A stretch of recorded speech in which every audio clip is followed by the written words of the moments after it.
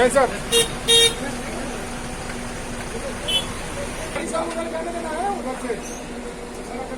अभी नहीं, अभी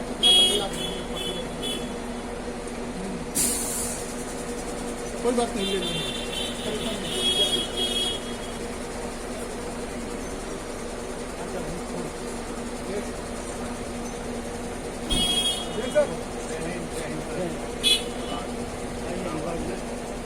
सर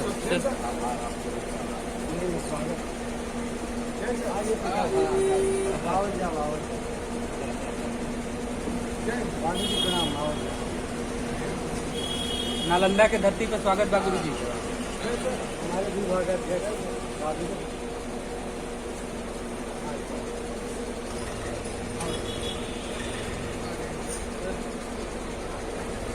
सर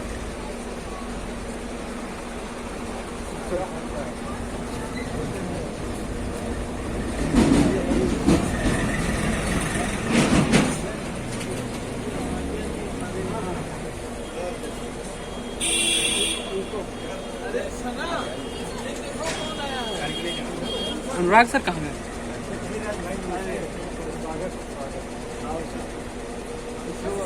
आइए सर, हमारे भी स्वागत है। आओ आओ,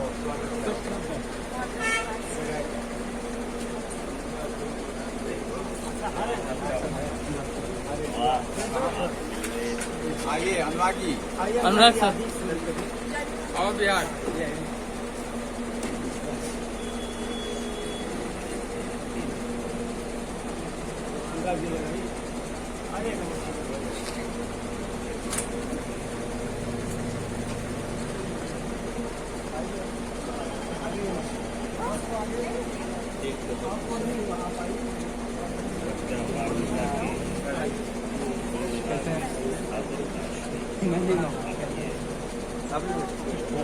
हम लोग तो मिलते रहते थे वहाँ पे हैदराबाद गेट पे।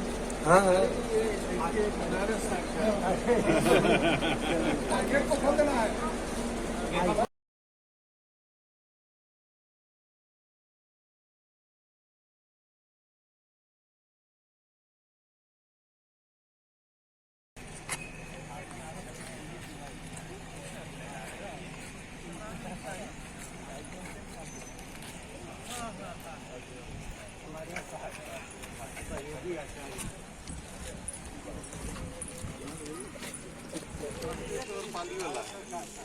वो फॉरेन में आए भारत ये है लगभग 50 साल से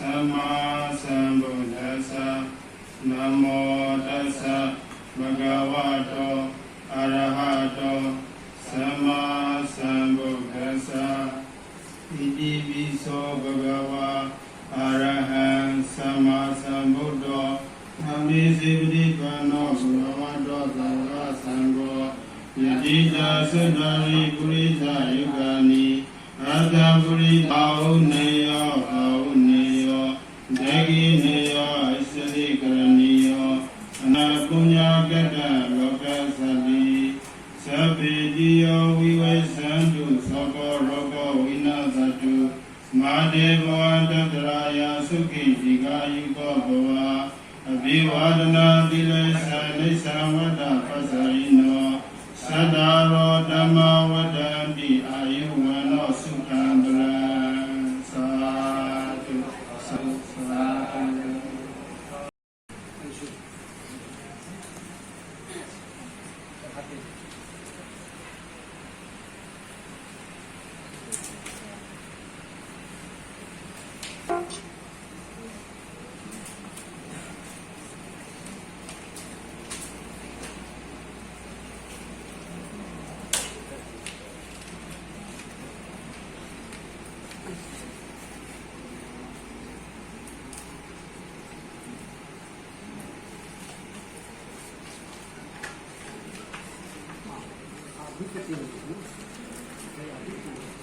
और कौन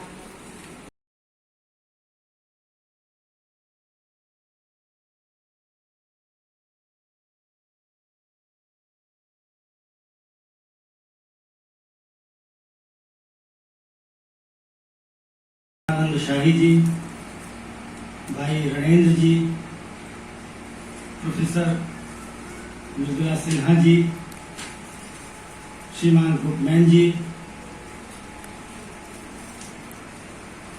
रमाशंकर सिंह जी, हमारे साथी और हिंदी विभाग के माननीय अध्यक्ष प्रोफेसर हरे कृष्ण तिवारी जी, हमारे ही साथी विभाग के सहायक आचार्य डॉक्टर अनुराग शर्मा जी, हमारे सम्मानित अतिथि जो इस देश और दुनिया को नई शांति का संदेश देने के लिए निकले हैं, जिनके नाम इस प्रकार हैं: श्रीमान प्रोफेसर सदानंद शाही, गगन गिल, सुश्री श्री जोड़ने आप रंजना अरगड़े जी, भानु प्रताप सिंह जी, मृदुला सिन्हा, श्रीमान रामसुधार सिंह जी, प्रकाश उदय जी, जानवी सिंह जी, रमाशंकर सिंह जी, निरंजन यादव जी, दिलीप कुमार यादव जी, रुपेश कुमार यादव जी, आनंद रूप जी, विहाग वैभव, हमारे युवा साथी वंदना शाही बहन जी, सना सभा, रूमा, अंशु प्रिया, नेहा रानी, रणेंद्र जी, प्रेम शंकर अनिमेश जी, पृथ्वीराज सिंह जी, अनूप श्री विजयनी जी, दिव्यानंद जी, पूजा कुमारी, और जो बीच में जुड़ेंगे शशिधर जी, हम आज्ञा राय शशिधर जी, और जो बीच में जुड़ेंगे शैलेंद्र कुमार सिंह जी, सुधीर प्रताप सिंह जी, जयंत सिंह तोमर, प्रोफेसर राजेश कुमार मल्ल जी, अनामिका जी, अरुण कमल जी, शैलेंद्र प्रताप सिंह जी और भाई विनय कुमार जी, ये लोग हमारे साथी जुड़ेंगे जो दुनिया और इस समाज को एक संदेश देना चाहते हैं। साथ ही हमारे विद्यार्थी, रिसर्च स्कॉलर और हमारे विभाग विश्वविद्यालय के जो प्रोफेसर्स हैं, हमारे जो साथी हैं, उन सबका मैं स्वागत करता हूं, उनका अभिनंदन करता हूं। मित्रों, हमारे बड़े भाई प्रोफेसर सदानंद शाही जी ने एक बड़ा विजन के साथ इस यात्रा को आरंभ करने का निश्चय किया। कई वर्षों से वो दुनिया और समाज को बदलने में सक्रिय हैं। इस सुंदर यात्रा में मैं उनके साथ हूं। उनका आदेश था, उनका निर्देश था कि हम नालंदा को संयोजित करें। मैं हृदय से उनके साथ हूं और आज इस मन से उनका और पूरी टीम का स्वागत करता हूं।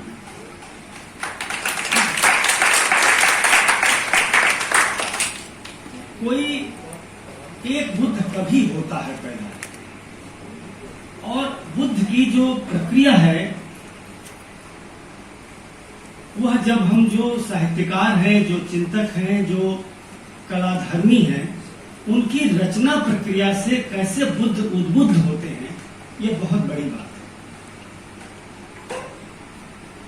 आप ये देखें कि कैसे शब्द मौन बनते हैं। जैसे अगे जी या निर्मल वर्मा ने इस बात को बार बार कहा कि जो काम कभी शब्द नहीं कर पाते वो मौन करते हैं। सीताकांत जी की एक कविता का शीर्षक ही है कि जो हम भाषा में नहीं कह पाए, शब्द में नहीं कह पाए, उस यात्रा को करने वाले व्यक्ति का नाम है गौतम बुद्ध। जब आप शब्द से मौन और मौन से ध्यान की प्रक्रिया में गुजरते हैं तो आपकी रचना प्रक्रिया पूरी होती है, फिर वहां बुद्ध होती है, क्योंकि वहां आपके भीतर का रचाव, जो आत्म रचाव है, वो पैदा होता है। इस आत्म रचाव से ही कविता का, साहित्य का, कला का, उपन्यास का, किसी रचना धर्मिता का जन्म होता है। बुद्ध उसके अंश है। पूरी दुनिया में जो हिंसा का हाहाकार मचा हुआ है, मनुष्य को भीतर से हिंसा रहित करने के लिए, उसको दृष्टि संपन्न करने के लिए, प्रेम से आप्लावित करने के लिए, आत्ममय बनाने के लिए, आत्मीय स्वजन देने के लिए जिस प्रक्रिया का नाम है वो बुद्ध, क्योंकि वही आपकी रचना का संसेतु है। जब तक आप हिंसा रहित नहीं होते, आप किसी कविता को लिख कैसे सकते हैं, कैसे शायरी कर सकते हैं अगर आप भीतर हिंसा से भरे हैं। जब आप मध्यमार्गी नहीं होंगे, आप में संतुलन, देखिए रचना प्रक्रिया का पहला धर्म है मध्यमार्गी होना। जब आप अतिवादी होंगे, अतिरेकी होंगे, तो कैसे रचना कर सकते हैं।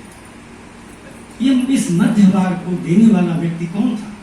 वो भगवान गौतम बुद्ध थे। उन्होंने जिस रास्ते को चुना, उस रास्ते में यह था कि आप किसी वीणा को ऐसा न बजाएं कि टूट जाए उसके तार, और ऐसा ढीला न छुए कि उसमें से आवाज ही नहीं। बिल्कुल वैसे ही कविता की रचना प्रक्रिया है, किसी साहित्य की रचना प्रक्रिया। इश्क पर जोर नहीं गालिब, किसी चीज पर बहुत ज्यादा जोर देने से वो ध्वनि खंडित हो जाती है। इसीलिए कबीर ने भी कहा कि काकर पाथर जोड़ कर मस्जिद लई छवाए, और आगे कहते हैं कि का बहिरा हुआ खुदा है।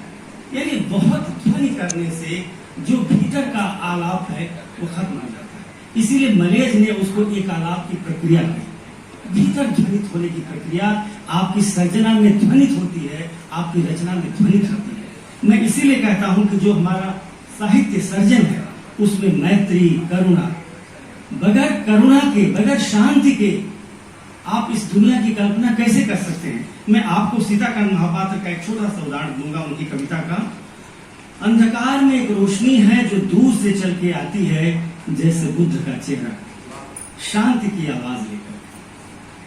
रमाकांत रथ जी कहते हैं बुद्ध के बारे में, हे तथागत, तुम्हारे पद चिन्हों पर यह जीवन बिखर रहा है और हम खोज रहे हैं अपनी करुणा में तुम्हारी शांति, अपनी करुणा में तुम्हारी शांति। शांति मित्रों कहीं बाहर नहीं है।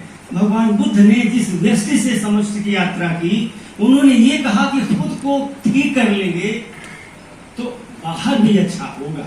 इसीलिए जो न्यू बुद्धिज्म है, आप जानते हैं वह क्या है, वो एक सामाजिक यात्रा है। बुद्ध ने उस सामाजिकीकरण की प्रक्रिया को उद्बुद्ध किया जो भीतर से आती है। उस भीतर से ही रचना प्रक्रिया का जन्म होता है। इसीलिए मैं हर प्रसाद दास की 2 लाइन करता हूं। बुद्ध का मौन हर शब्द से भारी है, क्योंकि यह मौन सत्य का स्वर है। अभी साखी का एक अंक उत्तर सत्य पे आया। सत्य के इतने रूपाकार हैं, सीताकांत जी कहते हैं कि सत्य को जब आप ढूंढने जाते हैं तो इतने मेटाफर, इतने रूपक उसके सामने आते हैं कि जिस सत्य को ढूंढने चलते हैं वो वहीं बदल जाता है। आपका खुद का सत्य है, समाज का खुद का सत्य है, संस्था का खुद का सच है। यानी सच के इतने रूपाकार हैं कि कभी यह मत मानिए कि यही सच है। सच के अगर बहुलार्थ नहीं है, प्लुरलिज्म नहीं है, तो वह सच नहीं है। सच का अगर आपने एकीकरण किया तो तानाशाही है। इसीलिए हर रचना, हर साहित्य उस तानाशाही का विरोध करता है। इसीलिए बुद्ध कहते हैं कि बहुजन हिताय बहुजन सुख। यह उन्होंने क्यों कहा कि एक जन हिताय एक जन सुखाय, तो नहीं कहा। बहुजन, अंतिम आदमी, आखिरी पांत का आखिरी आदमी जो है वो हमारे लक्ष्य में है। चरत भिक्षु, हमारे उपनिषद में कहा है कि चरे व्यक्ति चरे व्यक्ति। उसका एक नई दृष्टि से पाठ किया। भगवान बुद्ध ने नई दृष्टि से कहा कि जो अंतिम जन है, और हर रचना का, साहित्य के हर उत्स को आप देखिए, उसका लक्ष्य कौन है? वो आखिरी आदमी है जो समाज में पीड़ित है, क्षुधित है, वंचित है, दलित है, दमित है। भगवान बुद्ध उसके लिए खड़ा होते हैं। भगवान बुद्ध शास्त्र के पक्ष में नहीं खड़ा होते हैं। भगवान बुद्ध एक लोक और शास्त्र के बीच का सेतु बनते हैं, और यह रचना प्रक्रिया हमारे भीतर से आती है, तभी हम बाहर उतरते हैं। बाहर से भीतर की प्रक्रिया और भीतर से बाहर की प्रक्रिया, यही साहित्य का हेतु है।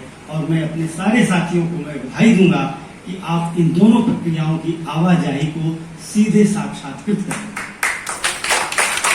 आपको बहुत साधुवाद देता हूँ, बहुत धन्यवाद देता हूँ उस चाक्षुष यात्रा को, जिसकी हमारे विदुषी मृदुला सिन्हा जी अभी बोलेंगी, इस चाक्षुष वृत्ति की।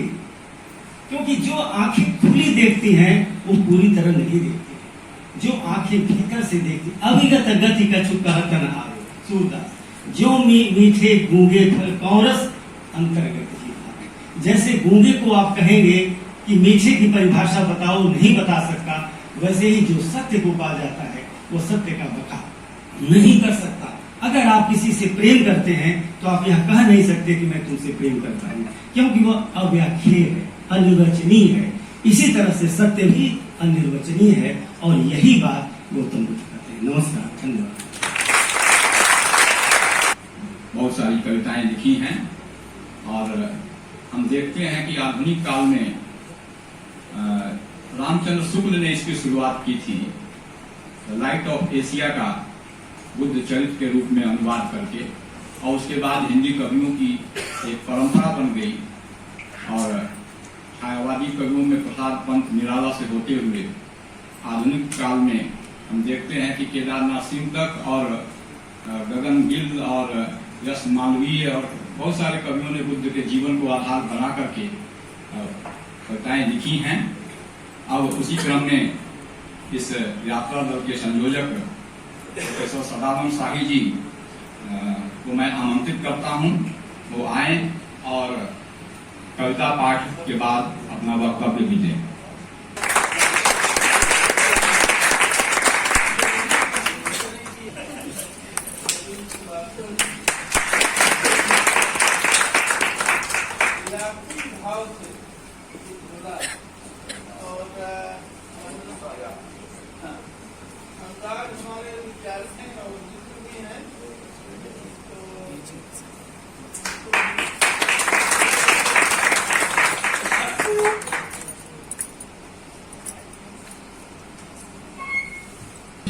विराजमान कामर पीटर जी, आदरणीय मृदुला जी, बंधु गणेश जी, रमाशंकर जी, हिंदी विभाग के अध्यक्ष प्रोफेसर हरे कृष्ण तिवारी जी, प्रोफेसर रविन्द्रनाथ श्रीवास्तव जी और मित्रों,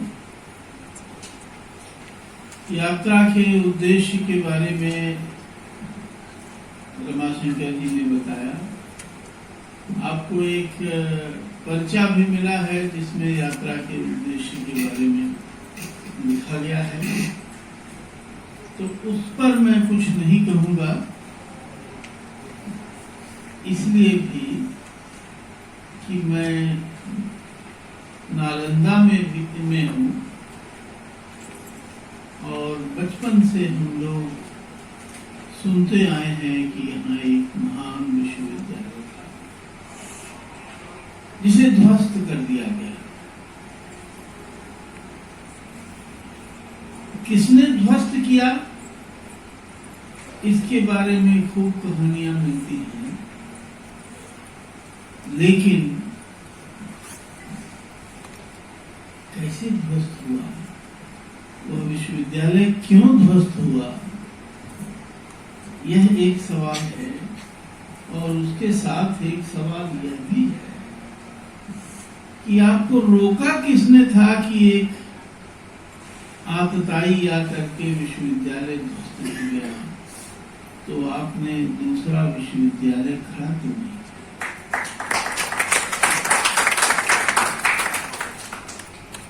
ये एक कहानी है, इस कहानी पर विचार करना चाहिए। केवल मैं विचार के लिए ये बात आपके बीच छोड़ रहा हूं कि बाहर का कोई आदमी विश्वविद्यालय हमारा ध्वस्त करके चला गया और हम कहते रह गए कि वो ध्वस्त किया, वो ध्वस्त किया, वो खराब था, हमने दूसरा बनाया क्यों? मुझे इस बात से बहुत गहरी एक गर्व भी होता है और गहरा संतोष भी होता है कि उसी नालंदा में एक विश्वविद्यालय की नींव रखने का काम भिक्षु जगदीश कश्यप ने किया, जो हमारे काशी हिंदू विश्वविद्यालय के प्रोफेसर रहे थे और हमारे वरिष्ठ मित्र प्रोफेसर कमल सिंह के चाचा जी हैं। तो इस भाव से भी मैं इस विश्वविद्यालय में आकर के अपने को बहुत अपनापन लगता है। हमारे मित्र लोग, विद्यार्थी भी यहाँ हैं, अध्यापकों में, लेकिन इस विश्वविद्यालय की रचना में बीएचयू का एक योगदान है, इसलिए बहुत अपनापन यहाँ लगता है और वही एक बार फिर लग रहा है। से पहले प्रथम स्थान तो ये इधर था, नालंदा विश्वविद्यालय में विद्यार्थी रूप में कोई 5 वर्ष बीता, 4 वर्ष 5 वर्ष। तो कोई भी बड़ा विद्वान से मिला, जैसे धर्मरत्न जी ना, और मेरे शिक्षक उमाशंकर दिया, संस्कृत और पाली भाषा सीख लिया। तो असल में मेरे क्षेत्र जो है, मैंने चाइनीज बाउला मतलब दर्शन शास्त्र मैंने सीख लिया और इस क्षेत्र पर थोड़ा सा भी काम किया। ये मेरे मत में मैं कुछ नहीं जानता हूँ। तो इस देश में बुद्ध भगवान ने आध्यात्मिक प्रजातंत्र स्थापित करना चाहते थे, एवं नहीं। ये जो बुद्ध धर्म है, असल में ये आध्यात्मिक प्रजातंत्र है। मतलब ये बुद्ध भगवान वचन में चित्तेन नियते लोको चित्तेन पवित्रस्य चित्तस्य एकदमस्य सब्बे धम्मा वसम अनुरभू। सब जो है ये चित्त से नियंत्रित है। तो हम भी चित्त से नियंत्रित हैं, लेकिन आजकल ज्यादातर आदमी चित्त मतलब बड़ा प्रश्न है। ने मनुष्यों को और ज्यादा बेहतर मनुष्यतर बनाने का संकल्प लिया, बिना किसी ताम झाम के, बिना किसी अतिरिक्त भाषा के, बिना किसी दबाव के, बिना किसी धमकी के। और वह सब उन्होंने कहीं बाहर से नहीं किया, जो समाज में उपलब्ध सामग्री थी उसी से एक नए किस्म के मनुष्य का निर्माण किया। ये उनकी खासियत थी। और सदानंद जी को मैं 2-3 दिन से देख रहा था, तो मुझे लगता था कि जब बुद्ध का परिनिर्वाण हो गया था तो उनको आगे ले जाने का काम जो है बाद के लोगों ने किया, उनके शिष्यों ने किया, आनंद ने किया, उद्धार ने किया। या जो संगीतियां हुई और एक निश्चित अंतराल पर संगीत होती थी और वो उनके शिक्षाओं को इकट्ठा करती थी, तो उसमें पक्का सदानंद जी जैसे लोग उस समय मौजूद रहे होंगे और वो उसी परंपरा में आते हैं। और ऐसे सारे लोग जो इस तरीके का काम करते रहे हैं वह उसी परंपरा में आते हैं। एक बीएचयू का प्रोफेसर बिल्कुल बुद्ध के बगल में उसकी एक पोर्ट्रेट लगी हुई है, उसने अपना पूरा जीवन लड़ा दिया पाली उसमें करने के लिए। तो ये एक ऐसी यात्रा है जो तुरंत हमारे वर्तमान से अतीत की तरफ जाती है और अतीत से वर्तमान की तरफ आती है। दो तरफा संवाद है बुद्ध से, उनके समय से, उस समय के जो भी बुद्धिजीवी थे उनसे। वो जहां जहां गए और वहां पर उन्होंने प्रकाश फैलाया और उस सारी जो बौद्धिक, सांस्कृतिक, धार्मिक परंपरा है, कला की जो परंपरा है, उससे संवाद है। जैसे जोहार का जवाब लोग जोहार में देते हैं कि आपके प्रति भी बड़ी मंगल कामना। तो जोहार आप लोगों को। सर मैं सोच रहा था कि बुद्ध ने जो भोजन हिताय और भोजन सुखाय की बात कही है,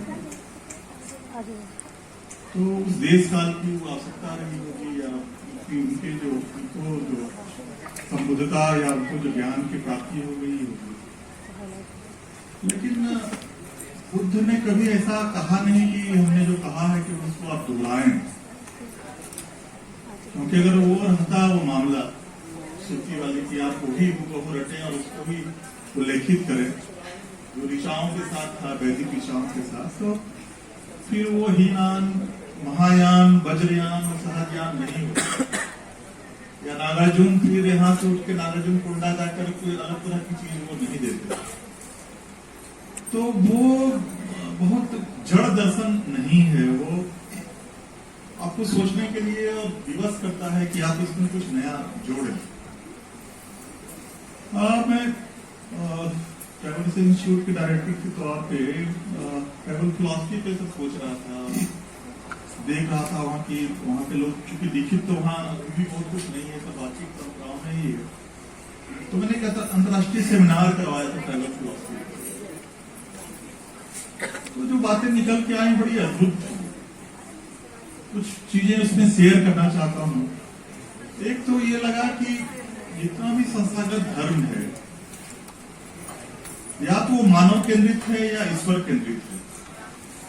वो मानव के दुखों की, उनकी दैहिक भौतिक दुखों के कल्याण की विजुअल आर्ट से जुड़ी हुई हूँ, तो दृष्टा को वक्ता बनाने में आपको बहुत कष्ट होगा। ऐसे संक्षिप्त में यही चीज कहना चाहूंगी कि भारतीय कला ही नहीं, एक कलाकार के रूप में बौद्ध कला का जो योगदान है उससे आप सभी अवगत होंगे।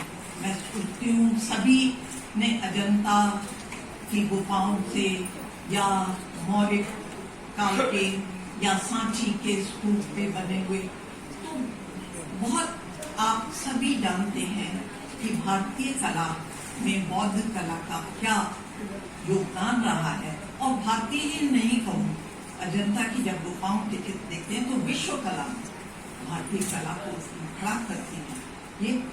ये अजंता के चित्र है।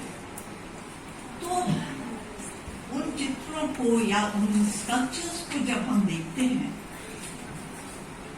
शिल्प के तौर पे हम उनकी प्रशंसा करते हैं, क्या काबिल है, क्या फॉर्म है, पर जो उसके पीछे के प्रेरक विचार हैं, जिन्होंने उस शिल्प को आकार दिया, जब हम उन विचारों को समझते हैं तो उन आकृतियों के एक और आयाम हमारे सामने आते हैं। इस यात्रा में मुझे लगता है कि उन प्रेरक विचारों, जिन्होंने कि उन आकृतियों को आकार दिया, उन प्रेरक विचारों को देने वाले जो बुद्ध थे, उनके जीवन बुद्ध बनने में जिन जिन स्थानों में होते हुए हम जाएंगे, तो मैं ये सोचती हूँ कि उन स्थानों को, उस समय को महसूस करने का ये अवसर, ये यात्रा हमें देगी। और जैसा कि गुटमैन जी ने कहा था, चिकित्सा, ये मुझे लगता है कि ये अंतर्मन की चिकित्सीय यात्रा सिद्ध होगी। हमारा अंतर्मन का कुछ शुद्धिकरण होगा, जिससे कि परिवेश शुद्ध होगा। के संयोजक अपने आचार्य प्रोफेसर सदानंद शाही के प्रति मैं अपना हार्दिक आभार प्रकट करता हूं कि आपने हमारे स्थानीय संयोजक आचार्य प्रोफेसर अविनाश श्रीवास्तव सर के संयोजन से नव-नालंदा महाविहार को अपने यात्रा दल में, अपने यात्रा स्थान में शामिल किया। इसके लिए हमारा पूरा विश्वविद्यालय नव-नालंदा महाविहार आपके प्रति हार्दिक आभार प्रकट करता है। और आप हमारे आचार्य भी रहे हैं, आपके प्रति मेरा विशेष रूप से हार्दिक आभार और सुपरिचित कथाकार आदरणीय रजेंद्र जी को भी मेरा हार्दिक आभार, बड़े भाई रमाशंकर जी को भी हार्दिक आभार, मैडम मृदुला सिन्हा जी के प्रति भी मैं अपना हार्दिक आभार प्रकट करता हूं और अपने विभाग के अध्यक्ष प्रोफेसर हरे कृष्ण तिवारी सर के प्रति भी मैं अपना हार्दिक आभार प्रकट करता हूं कि आप दोनों वरिष्ठ आचार्यों ने हमारे विभाग के मिलकर, और मैं भी साथ में जहां आप दोनों लोग रहते हैं वहां मुझे तो रहना ही पड़ता है क्योंकि आप सभी हमारे गार्जियन हैं, तो चाहते ना चाहते हुए भी रहना पड़ता है। तो इसलिए मैं आप दोनों के प्रति मैं अपना हार्दिक आभार प्रकट करता हूँ और हमारे आचार्य प्रोफेसर रामज्ञा राय सर के प्रति भी मैं अपना हार्दिक आभार प्रकट करता हूँ कि आप काशी हिंदू विश्वविद्यालय से चल के, हमें लगता है कि नालंदा, वैसे तो आपका ये गृह राज्य है, लेकिन आप पहली बार नालंदा हमारे विश्वविद्यालय में पधारे। ये मेरी कर्मस्थली, अपनी कर्मस्थली की तरफ से मैं आपके प्रति हार्दिक आभार प्रकट करता हूँ और बड़े भाई शैलेंद्र जी के प्रति मैं अपना हार्दिक आभार प्रकट करता हूँ कि आप इस यात्रा दल के महत्वपूर्ण सदस्य हैं। अन्य आगत सभी यात्रा दल के यात्रियों के प्रति भी मैं अपना हार्दिक आभार प्रकट करता हूँ कि आप लोग विभिन्न राज्यों से यहाँ पधारे हुए हैं हमारे विश्वविद्यालय में। आप सभी के प्रति अपना हार्दिक आभार और हमारे महाविहार के अन्य आचार्यगण जो यहाँ उपस्थित हैं या किसी कारण से नहीं आ पाए, उनके प्रति भी मैं अपना हार्दिक आभार प्रकट करता हूँ। और सबसे बड़ी शोभा तो मैं बार बार कहता आता हूँ धन्यवाद, क्योंकि ज्यादातर मुझे धन्यवाद ही देने का मौका मिलता है। मैं बार बार कहता आता हूँ कि हमारी शोभा ये हमारे विद्यार्थीगण ही है, मतलब हमारी पूंजी, हमारी शक्ति इन्हीं के बदौलत है। अगर जो कुछ भी है इन्हीं के बदौलत, तो आप सभी पधारे सुबह से 10 बजे से आप लोग प्रतीक्षा में थे, बार बार ये पूछ रहे थे सर कहाँ पहुँचे। तो इन लोगों का इंतजार 1 घंटे 1.5 घंटे पहले खत्म हुआ। तो आप सभी के प्रति मेरा विशेष हार्दिक आभार कि आप लोग इस कार्यक्रम को बेहतर सफल बनाए, इसके प्रति भी हार्दिक आभार प्रकट करता हूँ। विद्यार्थियों के प्रति भी मैं अपना हार्दिक आभार प्रकट करता हूँ और महाविहार के अन्य कर्मचारी गणों के प्रति भी मैं हार्दिक आभार प्रकट करता हूँ, जिन लोगों ने अपनी सक्रिय भूमिका इस आयोजन में निभाई, उनके प्रति हार्दिक आभार और छायाकार बंधुओं के प्रति भी मैं अपना हार्दिक आभार प्रकट करता हूँ कि आप लोगों ने इस आयोजन को सफल बनाया और अपने महाविहार के माननीय कुलपति और रजिस्ट्रार मैडम के प्रति भी अपना हार्दिक आभार प्रकट करता हूँ कि उन लोगों ने इस आयोजन के लिए अनुमति प्रदान की।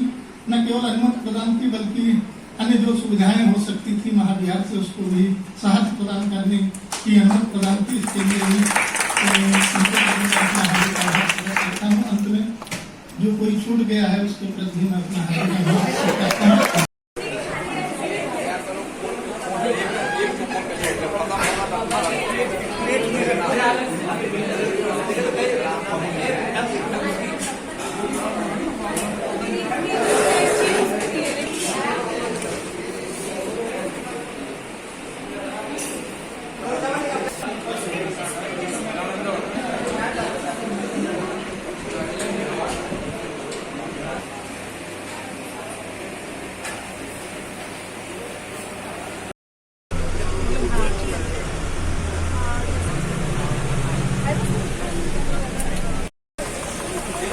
जी सर।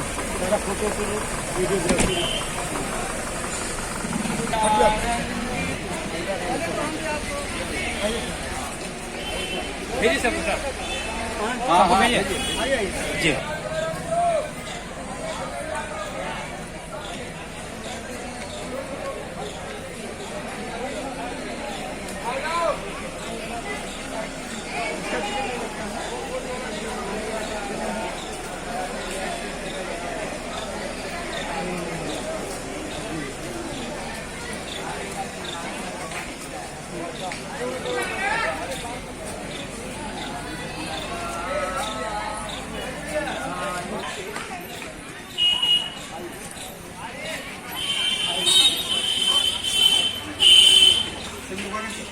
सर देख लीजिए भाई साहब, सब लोग आ गए।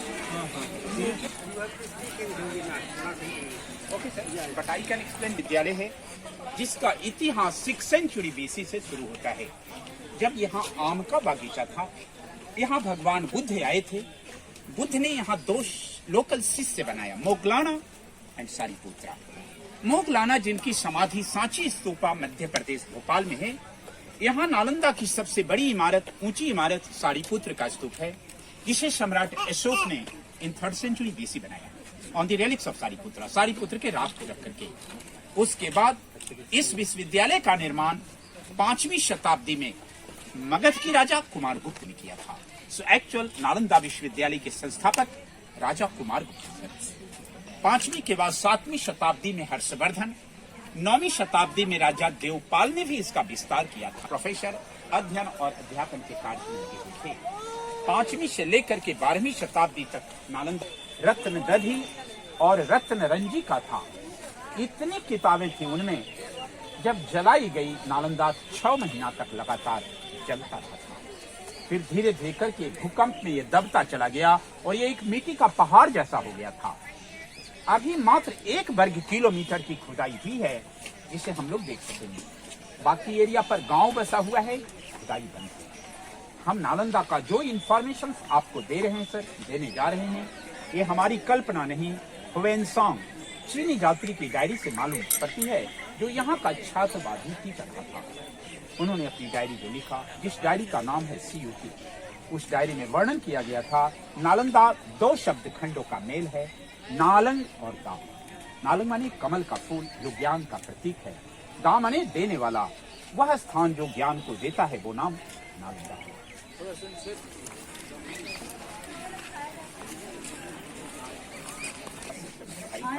वो दरवाजा था बाई नेचर। जब ये बिल्डिंग टूट गया, दूसरा राजा इसी फाउंडेशन पर सेकंड फ्लोर का सबसे